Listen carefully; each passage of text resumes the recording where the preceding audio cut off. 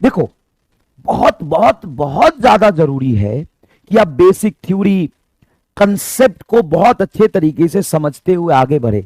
दो चार सवाल बीच में फंसे तो ज्यादा परेशान मत हो। एक सवाल या दो सवाल या तीन सवाल को पकड़ के मत रखो।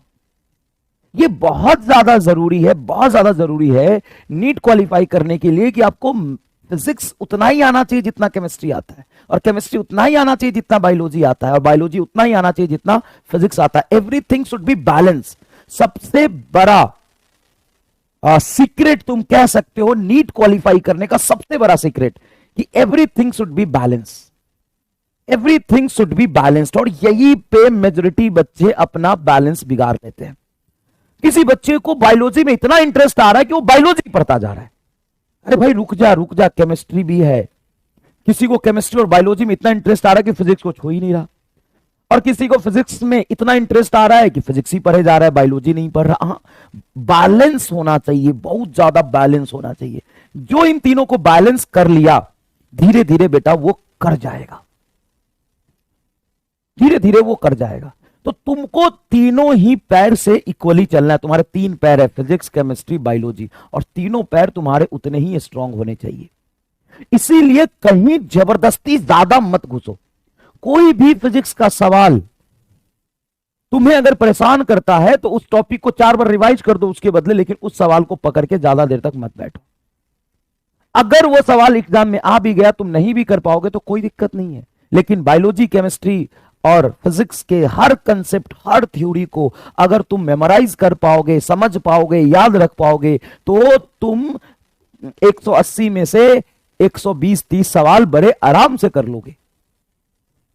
तो तुम्हारा अल्टीमेट गोल सिलेक्शन है, तो सिलेक्शन पे ध्यान दो, पीएचडी पे मत ध्यान दो। अल्टीमेट गोल तुम्हारा क्या है? सिलेक्शन है, तो उसके पीछे भागो। समझ में आया? अपने टाइम टेबल को इस तरीके से मैनेज करो कि कोई भी चीजें ज्यादा ना छूटे। एक चीज और बताता हूं, एक बहुत बड़ा इंपॉर्टेंट कंसेप्ट बताता हूं। जब स्टार्टिंग की बात चल रही होती है तो आप अपना 40% टाइम फिजिक्स को दे सकते हैं, 40% टाइम फिजिक्स को दे सकते हैं। तो बोलो सर इससे बैलेंस कैसे होगा? अभी बताता हूं।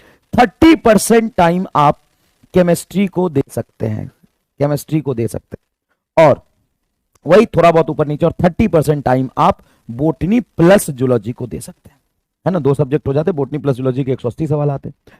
इस रेशियो में आप आगे बढ़े, और जैसे जैसे आपकी पढ़ाई अच्छी होती जाए, फिजिक्स में कमांड बढ़ता जाए, तो टाइम के साथ इनका परसेंटेज डिक्रीज करते जाए। 40 से 35 कर दे, 30 कर दे, 30 से 25 कर दे, और इन दोनों का डिक्रीज करते जाए, डिक्रीज करते जाए, और इसका इंक्रीज करते जाए।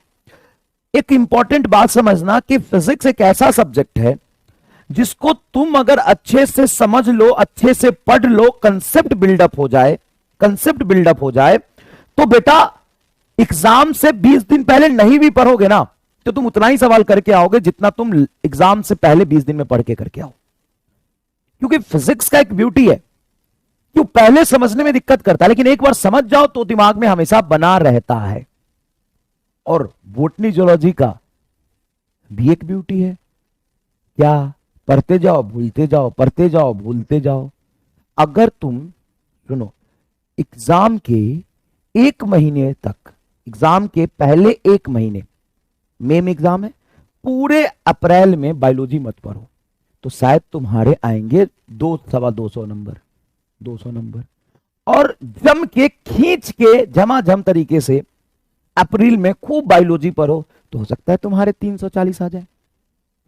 मतलब क्या है? मतलब यह है ज्यादा बायोलॉजी अभी पढ़ के कुछ कर भी नहीं पाओगे, लेकिन इतना जरूर देखते चलो, इतना फिजिक्स पढ़ो, इतना फिजिक्स पढ़ो कि बायोलॉजी पढ़ते समय शर्म ना आए। समझ में आए कि नहीं आया? तो देखो ध्यान से, देखो ध्यान से।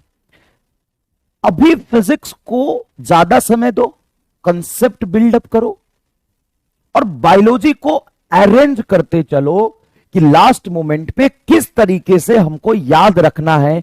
सिस्टमेटिकली अरेंज करते चलो ताकि लास्ट मोमेंट पे उसको समेट सको। मेरी बात समझना, शायद मैं सही कह रहा हूं, तुम लोग भी इस चीज को फील किए होगे कि बहुत ज्यादा अगर अभी बायोलॉजी पढ़ ले, सब कुछ याद कर ले, और लास्ट के 2 महीने में नहीं पढ़ेंगे तो सब खराब हो जाएगा। लेकिन फिजिक्स को अगर बहुत ज्यादा समय अभी दे दिया, बहुत ज्यादा मतलब केमिस्ट्री और बायोलॉजी के रिस्पेक्ट में। तो वो कंसेप्ट अगर तुम सीख जाओ तो तुम फिजिक्स नहीं भूल सकते, वो लगभग लगभग याद रहता है। समझ में आया थोड़ा? समझ में आया थोड़ा? तो प्लीज इस पैटर्न को आप फॉलो करें, इस पैटर्न को आप फॉलो करें कि अभी फिजिक्स को थोड़ा ज्यादा टाइम, केमिस्ट्री को थोड़ा ज्यादा टाइम, बायोलॉजी को इतना टाइम दो कि चीजें सिस्टमेटिकली अरेंज हो जाए, ताकि लास्ट में एक बार अंदर ठूंसने में समय ना लगे। रैंडमनेस मत क्रिएट करना, कचरा मत फैलाना, इसको बहुत अच्छे तरीके से अरेंज करके रखना। समझ गया बेटा? है ना? तो कैसे बैलेंस बनाना है? थोड़ा सा कंसेप्ट बिल्डअप करने के लिए इन दोनों को समय दो, इसको अरेंज करते चलो। लास्ट में सिर्फ क्वेश्चन क्वेश्चन और रिवीजन रिवीजन इसमें होगा, और इसको रट्टा मारो। समझ में आया? क्लियर है? फिजिकल और फिजिक्स का नेचर एक जैसा होता है, फिजिकल और फिजिक्स का नेचर एक जैसा होता है। इनऑर्गेनिक, ऑर्गेनिक, बोटनी, जूलॉजी का नेचर एक जैसा होता है, उनके पढ़ने का एटीट्यूड एक जैसा होता है।